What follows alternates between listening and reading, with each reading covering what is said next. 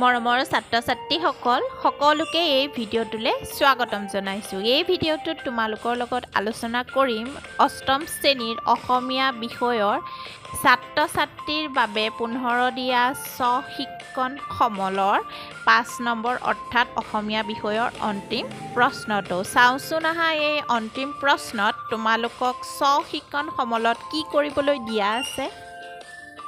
5 number প্ৰশ্নটো দিয়া আছে তলত দিয়া শব্দবোৰৰ বিপৰীতাৰ্থক শব্দৰে বাক্য ৰচনা কৰা। অৰ্থাৎ যিবিলাক শব্দ দিয়া আছে সেই শব্দসমূহৰ তোমালোকক বিপৰীত শব্দ লিখিবলৈ কৈছে আৰু বিপৰীত শব্দ লিখাৰ পিছত সেই বিপৰীত শব্দটোৱে কি কৰিব কৈছে একোটাকৈ বাক্য ৰচনা কৰিব কৈছে।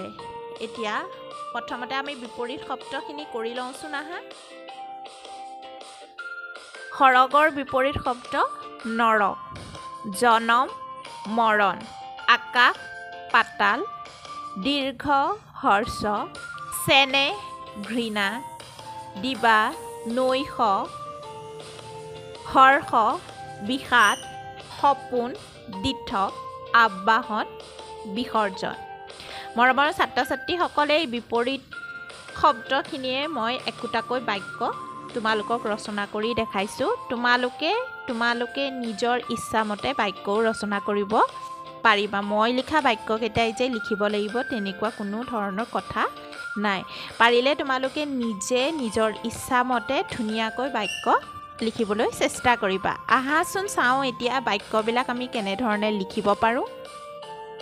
নৰক, আপোন মানুহে বিপদৰ সময়ত কৰা অৱহেলাৰ সমান নৰক যন্ত্ৰণা নাই।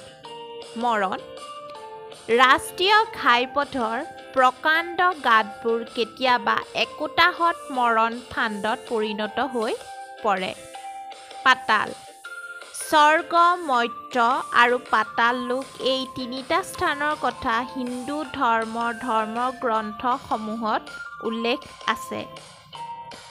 হৰ্ষ, এখন ৰাষ্ট্ৰৰ উন্নতিৰ বাবে হ্ৰস্বম্যাদী আৰু দীৰ্ঘম্যাদী দুয়োটা ধৰণৰ পৰিকল্পিত আঁচনিৰ প্ৰয়োজন হয়।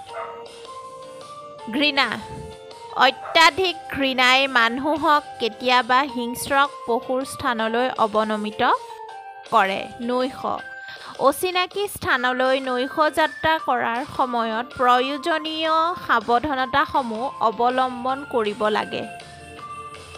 বিষাদ, বিষাদ হৈছে মানুহৰ এক প্ৰকাৰৰ আৱেগ। দিঠক, সপোনৰ কল্পনাসমূহ দিঠকত পৰিণত কৰিবলৈ হ'লে পৰিশ্ৰমৰ বাহিৰে আন কোনো উপায় নাই। বিসৰ্জন, পূজাৰ অন্ত হোৱাৰ পিছত মাটিৰে তৈয়াৰী প্ৰতিমাসমূহ বিসৰ্জন দিয়াটো হিন্দু ধৰ্মৰ এক পৰম্পৰা। মৰমৰ ছাত্ৰ-ছাত্ৰীসকল তোমালোকে এই প্ৰশ্নসমূহৰ উত্তৰ লিখি ৰাখিবা আৰু যদি কোনোবাই প্ৰথমবাৰ মোৰ চেনেলটো ভিজিট কৰিছা তেনেহ'লে আগন্তুক ভিডিঅ'সমূহৰ বিষয়ে জনাৰ বাবে মোৰ চেনেলটো ছাবস্ক্ৰাইব কৰিবা। সকলোলৈকে আন্তৰিক ধন্যবাদ জনালোঁ।